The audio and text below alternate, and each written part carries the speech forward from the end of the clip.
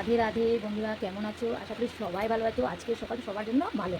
তো আমি ভাবি যে তোমাদের জন্য ভালোই হোক। তো তোমাদের কাছে আজকে একটা জীবনের একটা ছোটো মোটো কাহিনীটা নিয়ে এসেছি। তো ভাবেছি যে তোমাদের কাছে কবে থেকে আশা দিয়ে রেখেছি যে আমি একটা আমার জীবনের কাহিনীটা বলবো। তো আজকে বলি আমি আমার জীবনের কাহিনী। আমি আপার আসামের, আপার আসাম আমার মানে আমার জন্মস্থান বলছি, হ্যাঁ, সেখানে আমি ছোটো থেকে বড় হয়েছি।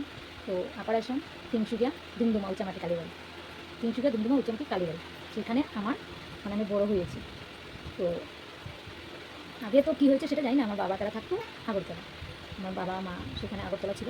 তো আগরতলা আমার মার বাড়ি হচ্ছে আমপাশা, আমার মার বাপের বাড়ি আমপাশা। আর আমার বাবার বাবা মা মানে আমরা গোষ্ঠী যারা আছে তারা ত্রিপুরা মানে আগরতলা। তো আগরতলা রানীবাজার কবরাখামা বলে, যারা যারা মানে আগরতলা মানুষ তারা চিনতে পাবে। আগরতলা কবরাখামা, সেখানে আমার ঠাকুমার বাড়ি, দাদুর বাড়ি। তো আমি তো ছোটোর থেকে আমি বড় হয়েছি, খেলাধুলা করেছি না, সব কিছু তো আমার আপার আসাম তিনসুকিয়া দুমদুমা উচ্চামাটি কালীবাড়ি। তো এখানে আমার যখন মানে সবাই বলেছে আমার মানে ছোটোর থেকে জন্ম হয়েছে বা এখানে বহু ছোটো ছিলাম, তখন আমার বয়স 2-2.5 বছর হয়েছিল, তো আমার মা মারা গেছে।